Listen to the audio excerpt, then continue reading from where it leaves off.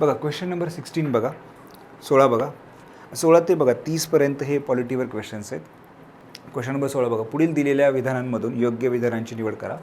पहिलं आहे की घटना समितीची पहिली बैठक 9 डिसेंबर 1946 रोजी झाली व त्याच बैठकीत डॉक्टर राजेंद्र प्रसाद आणि एच.सी.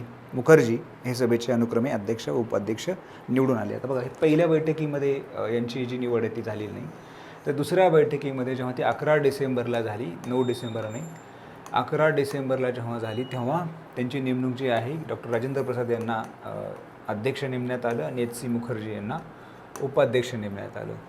तर पहिलं विधान जे आहे हे चुकीचं आहे. आणि त्याच 11 डिसेंबरला बघा की बी.एन. राव यांना सभेचं घटनात्मक सल्लागार म्हणूनही नेमण्यात आलेलं आहे. त्यामुळे पहिलं विधान चूक आहे.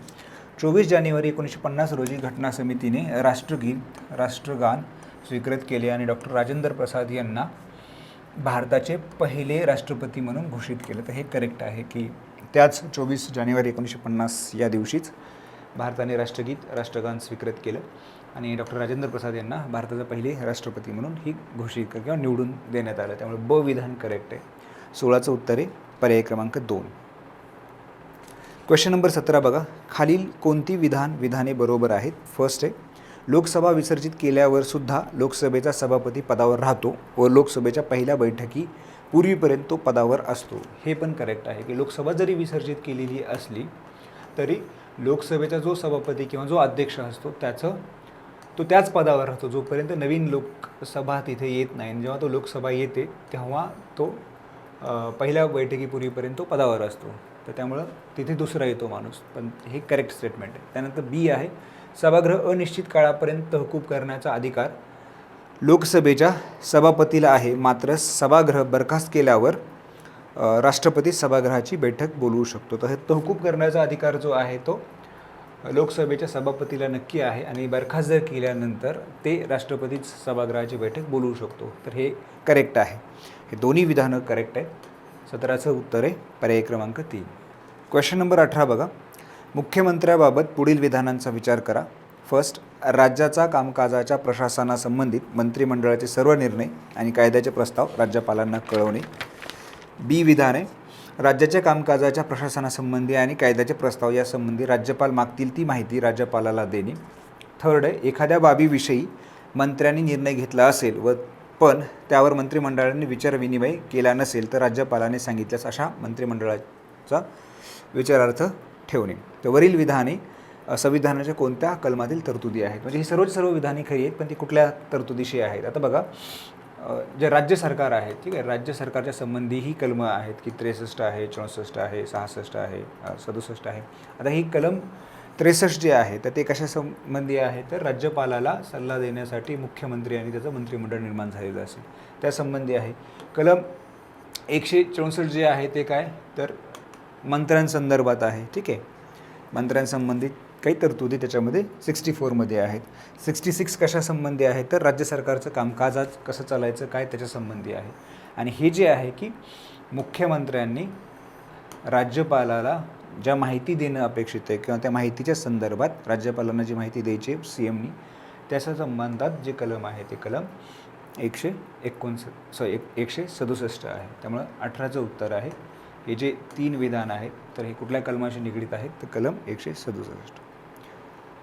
क्वेश्चन नंबर 19 बघा, पुढील दिलेल्या विधानांमधून योग्य विधानाची निवड करा. राज्यसभा राज्यसूचीतील विषयावर कायदा करण्याचा अधिकार लोकसभेला देऊ शकते. तर हे करेक्ट आहे. आपण स्टेट सेंटर रिलेशनशिपमध्ये बघतो की अंडर आर्टिकल 249 राज्यसभा राज्यसूचीतील कायदे करण्याचा अधिकार लोकसभेला देऊ शकते. हे करेक्ट आहे. सेकंड आहे केंद्र व राज्य यांना समान असलेली नवीन अखिल भारतीय सेवा निर्माण करण्याचा अधिकार राज्यसभा लोकसभेला देऊ शकते. हेही करेक्ट आहे. Under article 312. ठीक आहे, 312च्या अंडर आपल्याला हे पॉवर्स जे आहेत हे राज्यसभा लोकसभेला देऊ शकते. त्यामुळे ही दोन्ही विधानं जी आहेत ही करेक्ट आहेत. 19चं उत्तर यायला पाहिजे पर्याय क्रमांक 3. 20 बघा, पुढील विधाने बघा. पहिलं विधान आहे की संसदेच्या कोणत्याही गृहाची सदस्य नसलेली व्यक्ती पंतप्रधानपदी नियुक्ती करता येत नाही. हे चूक आहे की तुम्हाला कुठलाही संसदेच्या सभागृहाचा सभासद जरी नसला तरी 6 महिने आपल्याला PM म्हणून नेमता येतं. त्यामुळे पहिलं स्टेटमेंट जे आहे हे कसं आहे, हे चुकीचं आहे. घटनात्मकदृष्ट्या पंतप्रधान संसदेच्या सभा सदनाचा सदस्य असायला हवा, तर नाही. तो कुठल्याही संसदेच्या कुठल्याही सभा म्हणजे लोकसभा किंवा राज्यसभा. आता डॉक्टर मनमोहन सिंग हे राज्यसभेचे सभासद होते, नरेंद्र मोदी हे लोकसभेचे सदस्य आहेत. त्यामुळे कोणत्याही सभागृहात चालतो, ना की केवळ लोकसभा असायला पाहिजे. त्यामुळे हे पण विधान चूक आहे. सी विधान बघा, प्रधानमंत्री पदी नियुक्ती करण्यापूर्वी लोकसभेत बहुमत सिद्ध करावे लागतं. असं घटनेत मेन्शन नाही आहे की तुम्हाला नेमणूक केल्यानंतरही तुम्हाला बहुमत सिद्ध करता येतं. ठीक आहे, तर राष्ट्रपती टाईम देऊ शकतात. त्यामुळे घटनेत असं काही मेन्शन नाही की आधी बहुमत तुम्हाला सिद्ध करावं लागतं. तिन्ही विधानं चुकीचे आहेत. 20चं उत्तर आहे पर्याय क्रमांक 4. 21 बघा, राष्ट्रपतीबाबत योग्य विधानांची निवड करा. फर्स्ट आहे, सभापती आणि उपसभापती ही दोन्ही पदे रिक्त झाल्यावर तो लोकसभेत निवडून आलेल्या कोणत्याही सदस्याला लोकसभेतील कामकाजाच्या अध्यक्षपदी नियुक्ती करू शकतो.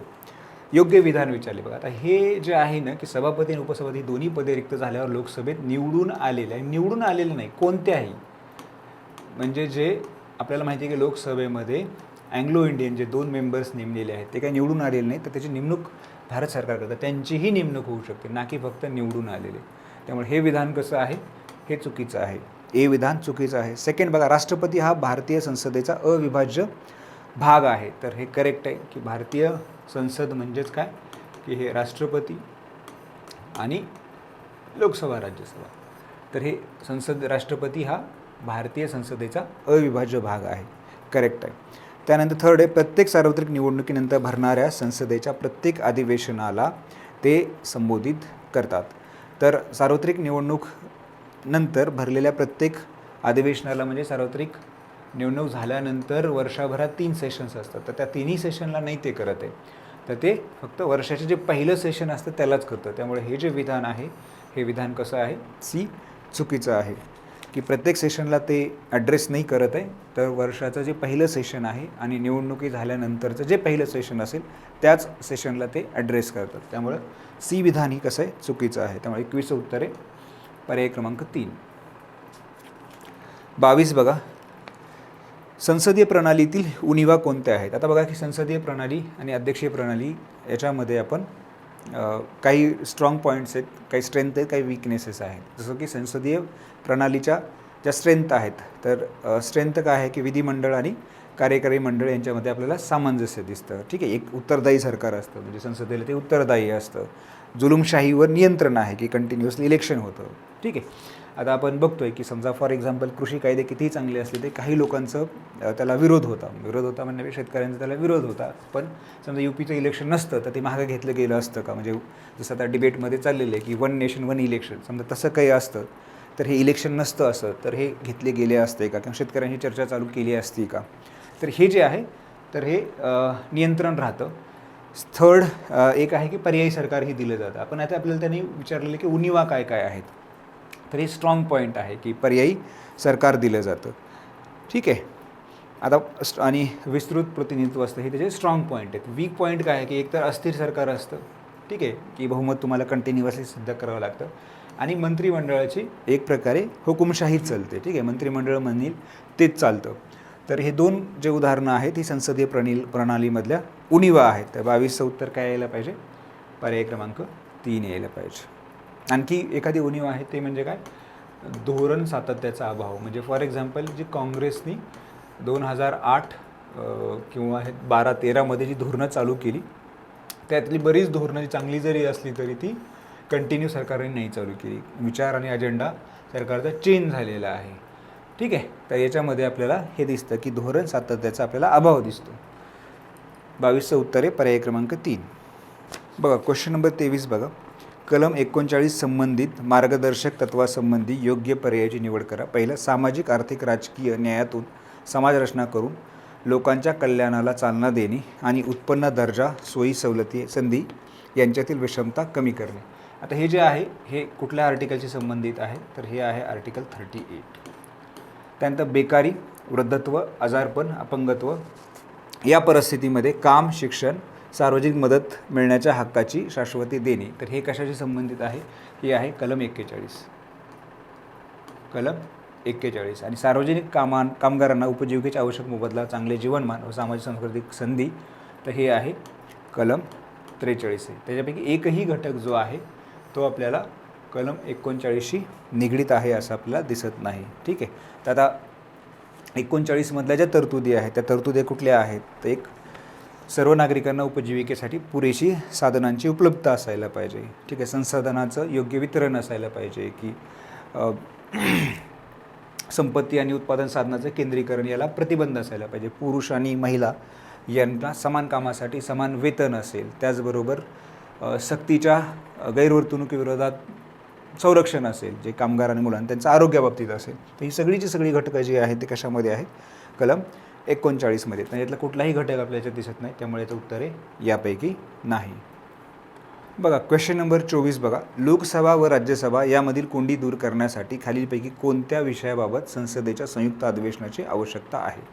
आता बघा, संसदेचे संयुक्त अधिवेशन हे राष्ट्रपतीच बोलू शकतात. राष्ट्रपती अंडर आर्टिकल 108, 108 आर्टिकलच्या अंडर आपल्याला संयुक्त अधिवेशन बोलवता येतं. आणि हे संयुक्त अधिवेशन 2 केसमध्ये बोलवता येत नाही. जर बिल पेंडिंग जे आहेत, ज्या बिलावर दोन्ही सभागृहामध्ये कुठल्या तरी एका सभागृहामध्ये 6 महिनेपेक्षा जास्त काळ ते पेंडिंग आहे किंवा प्रलंबित आहे, ते म्हणजे साधारण विधेयक जनरली.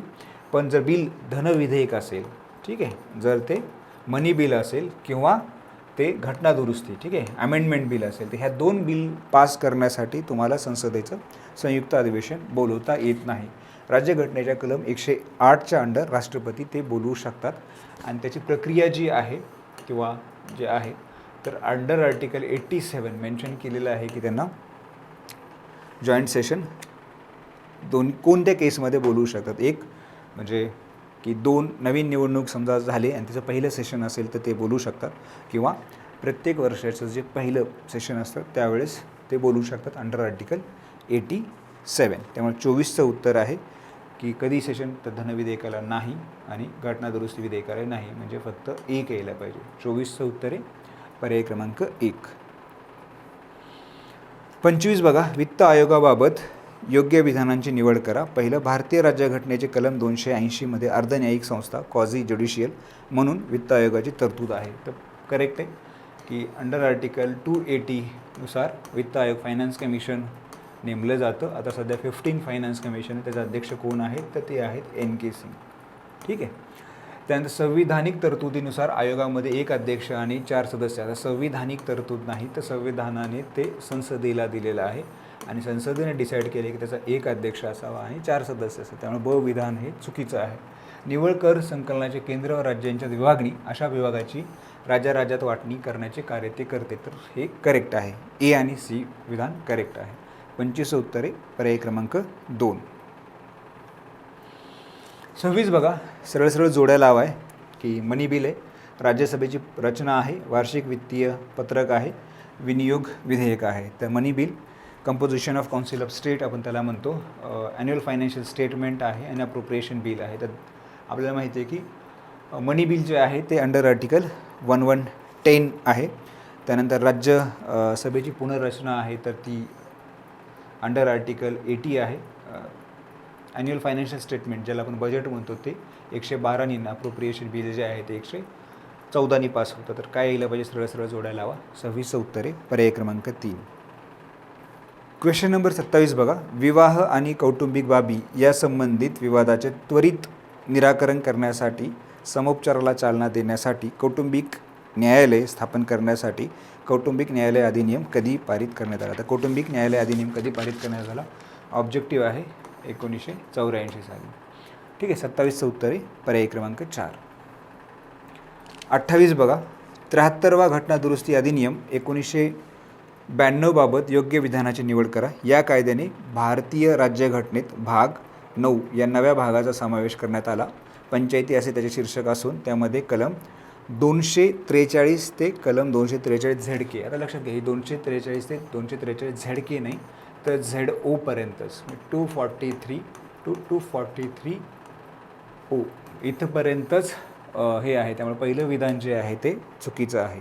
ठीक आहे. आणि याच घटना दुरुस्तीने 11वे परिशिष्ट घटनेमध्ये जोडण्यात आलं, ज्यामध्ये पंचायत राजसाठी 29 कार्यकारी विषय देण्यात आलेले आहेत. त्यामुळे पहिलं विधान चुकीचं आहे. या कायद्याच्या तरतुदीनुसार पंचायत राज प्रणाली स्वीकारणे राज्यांवर घटनात्मकदृष्ट्या बंधनकारक आहे. तर हे करेक्ट आहे. पहिलं विधान चूक आहे, दुसरं करेक्ट आहे 73व्या घटनादुरुस्ती बाबतीत. 28चं उत्तर आहे पर्याय क्रमांक 2. आता 29 बघा, फाजल अली कमिशनवर क्वेश्चन आहे.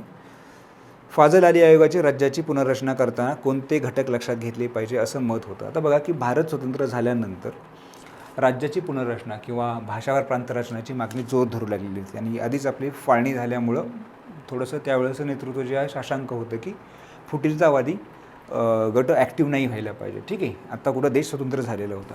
तर राज्याच्या पुनर्रचना भाषावार प्रांतरचनेसाठी फिजिबल आहे का नाही याच्यासाठी 1948 दार कमिशन नेमण्यात आलं. ठीक आहे, दार आयोग स्थापन करण्यात आलं भाषावर प्रांतरचनेसाठी आणि त्यांनी भाषावर प्रांतरचनेला नकार दिला. त्यांनी नकार दिल्यानंतर पुन्हा जनमत जे आहे ते प्रक्षुब्ध झालं आणि त्यानंतर लगेच JVP, ठीक आहे, JVP नावाचं 1948 सालीच 3 सदस्यीय मंडळ नेमलं. JVP म्हणजे काय, जवाहरलाल नेहरू, वल्लभभाई पटेल आणि पट्टभी सीतारामय्या. तर हे जे आहेत ह्या तिघांची समिती नेमण्यात आली आणि ह्यांनीही भाषावार प्रांतरचना अधिकृतपणे अमान्य केली. ठीक आहे, यांनीही ती नाकारली. ठीक आहे, वल्लभभाई पटेल आणि जवाहरलाल नेहरू आणि पट्टभी सीतारामय्या यांनी नकारली. त्यानंतर पूर्ण भारताभर त्याचा विरोध झाला आणि त्याचा निषेध झाला. ठीक आहे, तर त्यानंतर 1953 साली एक त्रिसदस्यीय समिती नेमण्यात आली, ज्याचे प्रमुख जे आहेत ते फाजल अली होते आणि त्याचे जे दुसरे मेंबर होते, एक होते KM पनिकर आणि HN कुंजरू.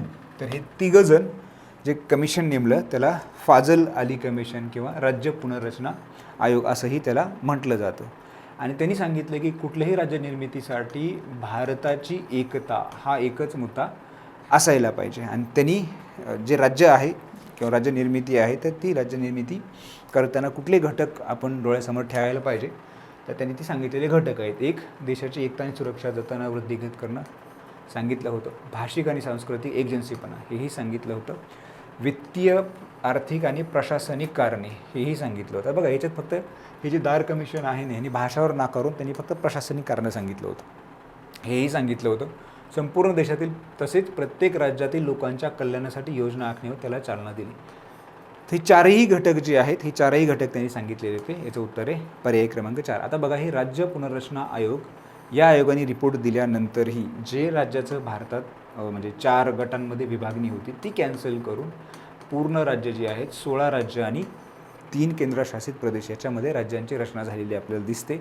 याच अहवालानंतर जे आहे की राज्य पुनर्रचना कायदा आला 1956चा आणि राज्य रचनेबाबतीत जी 7वी घटना दुरुस्ती आहे तीही 7वी घटना दुरुस्ती या फाजल अली कमिशनच्या नंतरच आलेली आहे. 29चं उत्तर आहे पर्याय क्रमांक 4. प्रश्न क्रमांक 30 बघा, 44व्या घटना दुरुस्तीबाबत योग्य विधानांची निवड करा. अखिल भारतीय न्यायिक सेवा निर्माण करण्यात आली. तर अखिल भारतीय न्यायिक सेवा ही जी आहे ही 42व्या घटना दुरुस्तीमध्ये करण्यात आली. ठीक आहे, ही कधी आलेली आहे? सेकंड आहे, मंत्रिमंडळाच्या लिखित शिफारसीनुसार राष्ट्रपती राष्ट्रीय आणीबाणी घोषित करतील. तर हे जे आहे हे करेक्ट आहे. थर्ड आहे, मालमत्तेचा हक्क हा मूलभूत हक्कातून वगळण्यात आला व केवळ कायदेशीर करण्यात आला. तर हेही करेक्ट आहे. तर ए वगळून याचं उत्तर आहे. 30चं उत्तर आहे पर्याय क्रमांक 1. आता 44वी जी घटना दुरुस्ती आहे ते आणखी एका कारणासाठी आहे की जी राष्ट्रीय आणीबाणी आहे जेव्हा लागू केली जाईल तेव्हा फंडामेंटल राईट जे आहेत, मूलभूत हक्क आहेत ते सस्पेंड करता येतात. पण त्याच्यामध्ये त्यांनी कंडिशन ठेवली की अंडर आर्टिकल 20 आणि 21 हे जे कलम आहेत जे मूलभूत हक्क आहेत तर ते मूलभूत हक्क तुम्हाला सस्पेंड करता येणार नाहीत का ह्याच्या तर राष्ट्रीय आणीबाणीच्या वेळेस. त्यामुळे हे जे आहे की अखिल भारतीय सेवा ही 42व्या घटना दुरुस्तीत झाली. बाकी दोन 44 आहेत. 30चं उत्तर आहे पर्याय क्रमांक 1.